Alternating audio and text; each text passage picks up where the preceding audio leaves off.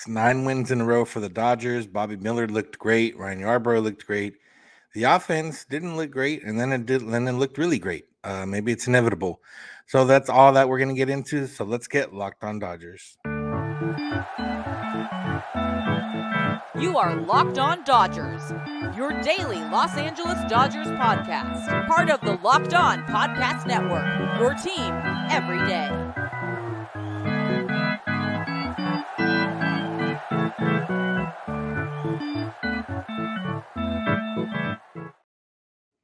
Yo, Dodger fans. Welcome to Locked On Dodgers. We are part of the Locked On Podcast Network, the number one local sports daily podcast network. Locked On, your team every day. This is a daily podcast covering the Los Angeles Dodgers, bringing you the smart fans' perspective on our boys in blue. You can find us wherever you find podcasts and on YouTube simply by searching for Locked On Dodgers. And if you never want to miss a day, because we're not going to, you can just subscribe in each of those places and be notified when our episodes are up. And if you want to become part of the Everydayer Club, which is an exclusive club, all you gotta do is start listening every day. If this is your first time listening, watching, I'm Vince Samperio, and I'll be going solo today, usually joined by co-host Jeff Snider, but he's not in today. And we're both lifelong Dodger fans. We've both covered the team. We both watched the team since we were kids. We both continue to watch the team. And we're not quite insiders, but we're here to bring you what we think is the smart fans' perspective on our boys in blue every weekday morning. And that's what I'll be here doing today. The Dodgers won again last night. They have now won 9 in a row. They continue to look really good. We talked about on Monday how all the other NL West teams chasing them, minus the Rockies. We're not counting the Rockies anymore. All the other NL West teams that were chasing them lost on Monday, so the Dodgers were able to gain half a game. Had they lost on Tuesday, they would have lost the game because all those NL West teams ended up winning. So, good win for the Dodgers in that sense as well, as they continue to keep that. We're getting closer to September. The Dodgers could be double digit lead in the division by then if things continue to go the way they've been going. But we will start talking about Bobby Miller. Bobby Miller had a really great game, especially after the first hitter. After the first hitter, Christian Yelich singled on the first pitch of the game, and then Bobby Miller did not allow another hit the rest of the game. Yelich did end up coming around a score in that first inning, so Miller did give up the one run, but that's all he gave up in 6 innings, and he could have went longer. He got through 6 innings at just 74 pitches, but Dave Roberts ended up, decided to pull him, which was, I didn't see too many qualms about it online, and I don't think there should have been any. There's a point, there's a lot of points here for Miller. One, 6 innings is good. That's exactly what the Dodgers need. 2, they had Ryan Yarbrough already, ready to go, warming up. He's a guy that was, assuming everything went right, was going to finish the game, kind of save the bullpen. We'll talk more about Yarbrough a little bit later. So, point 2 there, point 3. At that point, the Dodgers had taken a lead. So it was a little bit, you weren't trying to hold on to, I don't know if Dave Roberts would do this, but, hold on, trying to get a win or something like that. They didn't have to worry about that. And then, the other part is Dave Roberts talked about it before the game, where someone asked him, now with this lead in the division, do you manage it a little bit differently the rest of the way? And Robert said, essentially they're still trying to win every game. That's the plan. But he does say, we'll look at guys' workloads. We'll, here and there, do what we can, where we can. I think this was one of those things where, Miller has 6 innings is good. He's already up to 75 innings on the year. The way that everything's going, he'll probably finish with at least 100 innings before he gets to the postseason, and depends what his role will be there. So one of those where it all kind of lined up for him to come out right there, and that was the right move. But in terms of Miller, like I said, 18 retired in a row after that first hit, 4 strikeouts, just the 1 walk. First hitter single, second hitter walk after that, retired 18 in a row. So it was good. And this is now, you look at Miller's season as a whole right now, and it looks pretty solid for a rookie, especially a guy that wasn't expected to maybe well, definitely not expected to be up this long in the majors this year. If anything, we would have thought he'd be maybe making his debut around this time, heading into the final month of the season. So overall in the year, he's 7-2 with a 3.7 ERA, 75 innings pitched, 70 strikeouts, 1.17 WHIP. No, decent.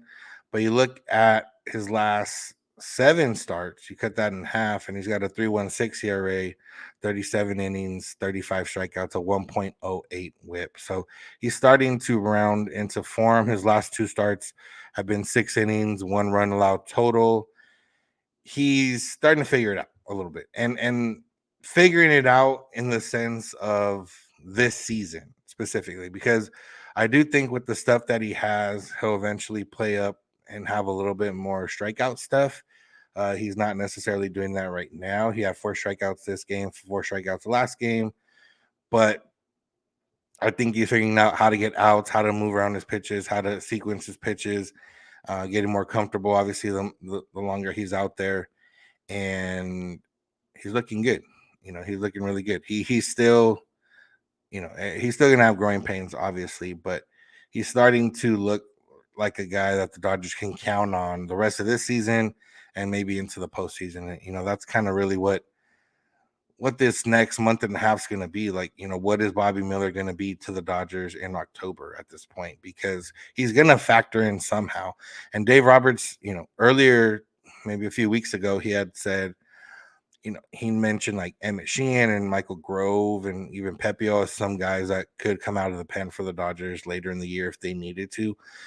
He didn't have Bobby Miller in that, in that space. So, one that at that time it told me, okay, they're thinking of Bobby Miller as a starter. And now are they thinking of him as a starter for the postseason? And, right now we've talked about starting pitching, how everyone's kind of looking good and blah, blah, blah. But, how many guys are you trusting above Bobby Miller right now? And Kershaw is one for sure. Julio, if he continues the way he's been going, okay, yes, for sure, he has the track record. But then you get into, Lance Lynn. We need to see more. Tony Gonsolin, even with, Gonsolin's better start last one, I still don't trust him. And he's had struggles in the postseason already just because, he's a guy that doesn't rely on the strikeout. Neither does Miller, but Miller has the better stuff overall. And Gonsolin, we've seen it now a couple times where it just hasn't worked out in the postseason. So, Bobby Miller could be a game 3 postseason starter potentially. I'm not saying that's going to happen. I'm saying potentially that is what he projected. He can project as, at the very least, a game 4 starter. Again, this is all contingent on a lot of things. Lance Lynn, the way he finishes out the season, if Walker Buehler somehow makes it back and is looks good enough in order to start a postseason game for the Dodgers, he might get some precedent there just because he's done it before. But Bobby Miller's worked his way and starting to look good. And after the game, Dave Roberts the comparison to Walker Buehler is more in the sense of like the confidence, the swagger, the attitude, and a little bit of the stuff. Not so much, Bobby Miller's a lot bigger guy than Walker Buehler. But yeah, I mean, he you can see him coming in and being unfazed in the postseason start and just, flashing that 100-mile-an-hour fastball and, either shoving or at least, working his way out of things when he needs. Walker Buehler, he did give up that 1 home run to Ronald Acuna in his first start in the postseason, and the Dodgers only lost in that series. But other than that, we've remembered Walker Buehler had bases loaded against Atlanta in 2020, and then LCS, and he ended up, getting out of it, and he's gotten out of big things before because he can reach back and get what he needs when he needs to, and he's not scared.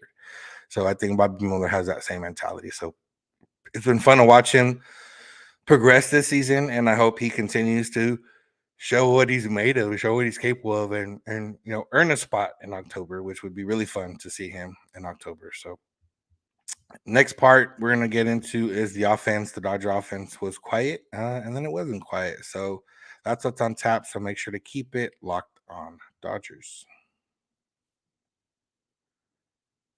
Today's episode is brought to you by Bunches. Download the Bunches app today. Locked on Dodger fans, we are here to tell you about a new app called Bunches. Bunches is a new app built just for sports fans where you can chat sports in real time. Click the link in the show notes description to join the app or go to the Apple App Store and download Bunches now. We're telling you, you're going to love the conversations with other Locked On sports fans. Bunches is the place to go where sports fans chat. And we even have a Locked On MLB group chat on there. Go there now and connect with other baseball fans, chat about your favorite team, and keep up with the latest MLB news. If you have any questions about or comments about the episodes moving forward, you can chat about it in Locked On MLB Bunch on Bunches. Chat about the Dodgers every single day or other teams if you want to talk about that. So go check out Bunches. We'll be on there, and we'll be part of the chat, and we'll see what happens from there. We can talk during the games. We can talk about the episodes. We can talk about any questions, whatever there. It's all there right there for you in one app. So download the Bunches app today. And when you do, our friends at Bunches have featured the Locked On MLB Bunch in the Discover tab. So go find that.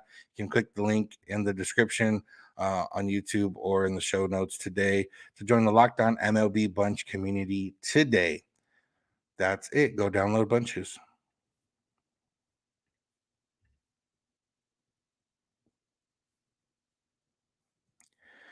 Yo, Vince here, back to finish out the episode. And remember to subscribe to Locked On Dodgers Review podcast and on YouTube, and listen every day. Become a part of the Everydayers. You can join that exclusive club. It doesn't cost anything. All you gotta do is subscribe and join and listen, and that's all you gotta do. Become an everydayer. Remember, SiriusXM or the SXM app is what you can use if you can't watch the Dodger game and you want to listen to the home broadcast. The home broadcast is available on SiriusXM or the SXM app. All you got to do is search Dodgers and you can listen. All right, so the offense yesterday really looked bad the first time through. Combination of looked bad the first time through against Adrian Hauser, and umpire was being a little generous, and the umpire was being a little generous in the sense, but Hauser was also paying. Like, you couldn't throw some of the pitches. I don't think he was trying to throw them there. You couldn't throw some of the pitches that he was throwing because they were literally either like touching the strike zone by like a millimeter or, literally right on the corner, at least based on what they show on the screen, obviously, or on the replays. So he looked really good the first time through, and the Dodgers did not touch him at all. Then they got to him in the fifth inning. They picked up a run, and then in the sixth inning, they just exploded for 5 runs and put the game out of reach. And that's what I have on here on this little graphic. Like, is the Dodgers offense inevitable? And this is, again, inevitable in the sense of it's hard to beat them right now. There's not like a specific way to beat them. Earlier in the season, you could say, hey, you know what? If we throw a left-handed pitcher, that we're probably going to fare pretty well because they're not as good against left-handed pitching. But now they have the reinforcements from the deadline, Kike Rosario, and then the fact of everyone just kind of playing better. And, they're not always going to score 5-6 runs, and they're not always going to, they're going to get beat sometimes. But for the most part, the offense is inevitable that they're going to put some runs or at least put up a threat, at least, get some runners on base and they just be one hit away from everything working out for them. So it's fun to watch, and especially in the moment, it was fun to watch. So, you get into, the fifth inning specifically was, one of those where I think captures the Dodge offense in a different sense. So you got, Peralta single to start the inning. Hayward ropes a double. So you got second and third. James Outman strikes out, and you're like, okay, now we got Miguel Rojas.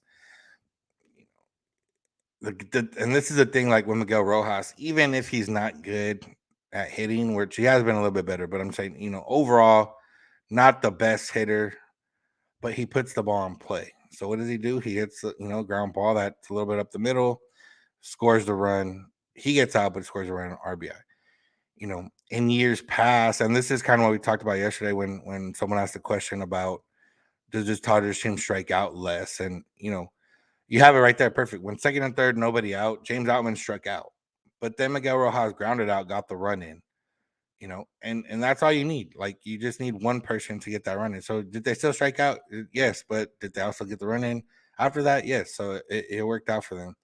But then you go to the sixth inning, and you know it, it's hard to remember because of everything that happened after. But that inning started with Will Smith busting it on a ground ball. Throw pulls Santana off the bag a little bit high, and Smith beats it by like this much. Like, if you're watching on YouTube, you can see, but if you're not watching, like, put your fingers really close together. That's how much Will Smith beat it by. And that doesn't happen if Smith, jogs it out the box, or, and I'm not saying that there's not a time and place for jogging it out of, or, conserving yourself, not hurting yourself, whatever.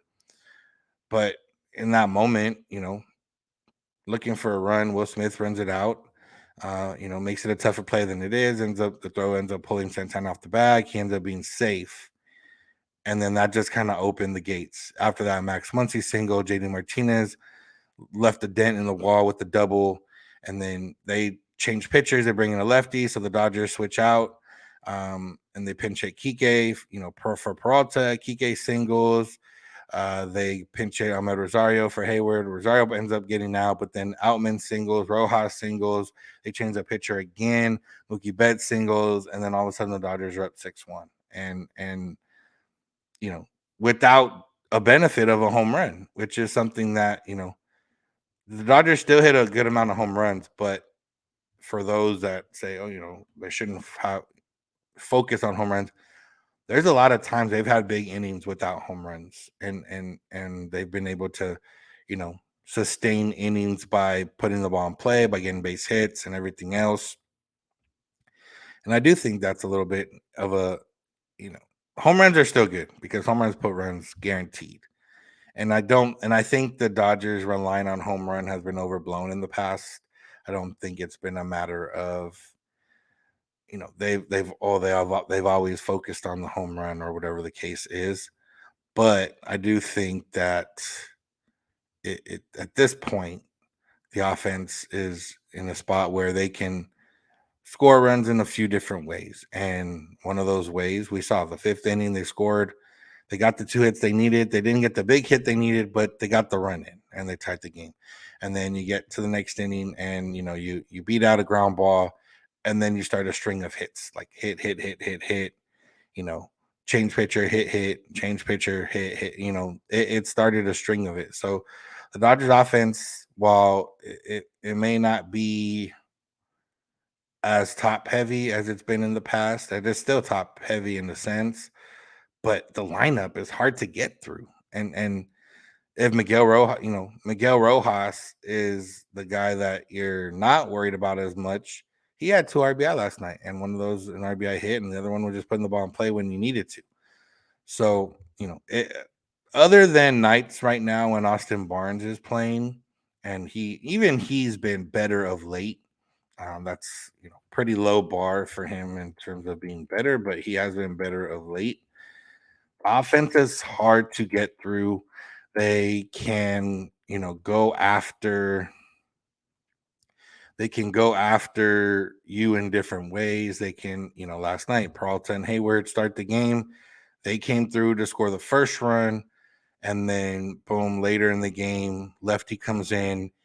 Kike and Rosario come in. Kike ends up getting an RBI hit. Rosario didn't get the hit, but either way, the Dodgers were ready for whoever they brought in from the bullpen, because if it had been a righty, then you get Peralta and Hayward, who have been really, really, really good. And if it had been lefty, then you get boom, Kike and Rosario. And because of the versatility, there's not a lot of worry of who you bringing guys in for or what. Peralta and Hayward are outfielders. You're bringing Kike and Rosario, who aren't necessarily outfielders, but it doesn't matter because now you can put Mookie in the outfield and put one of those guys in the infield, and the versatility just makes this roster really, really, really strong. And the offense is obviously right now on a 9-game win streak, the offense is going to look pretty good, more than likely, and that's the case right now. But I do think this offense can grind you out in different ways. And I'm not. It's hard to be like, oh, they grind you out in different ways. It's better than last year's offense. Last year's team 111 games, and the offense was really good. I just think that there's different ways this Dodger team can beat you, and they've shown it right now. And that's not going to be guaranteed to happen the rest of the season. Not going to be guaranteed to happen in October, but you feel a little bit better and a little bit more confident, especially with some of these guys hitting and knowing the roles, and it looks good. So Ryan Yarbrough came and finished out the game and has provided the Dodgers some really good value since they got him at the deadline. That's what we're going to talk about next. So make sure to keep it locked on Dodgers.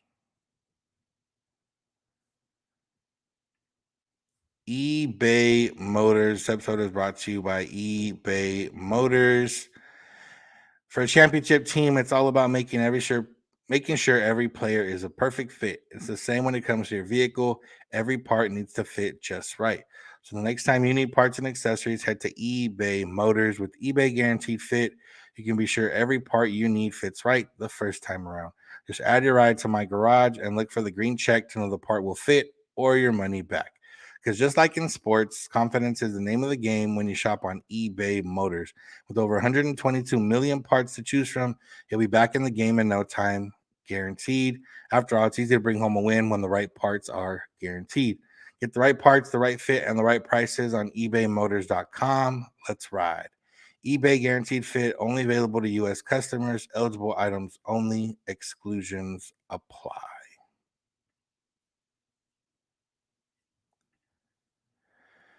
Once again, thank you for making Locked On Dodgers your first listen of the day. Make sure to subscribe and listen every day and become a part of the Everydayers. And remember, SiriusXM or the SXM app, you can use that to listen to the home broadcast for any Dodger game. If you're not able to watch, all you got to do is search for Dodgers. Search Dodgers on SiriusXM or the SXM app and listen to the home broadcast for any game. Dodgers take on the Brewers again tonight. So if you can't watch, listen with SiriusXM or the SXM app. Now let's finish up talking about Ryan Yarbrough, who yesterday came in, gets a 3-inning save, closes out the game for the Dodgers, pitches the last 3 innings, came in, first batter he faced, gives up an absolute bomb to Carlos Santana, but after that didn't allow much else. And Yarbrough, this is now, I'm on record as saying I would like to see Yarbrough get a chance to start, but they're running it the way they are right now with him, and I'm not going to say that it's wrong because he's been, obviously playing the role pretty well.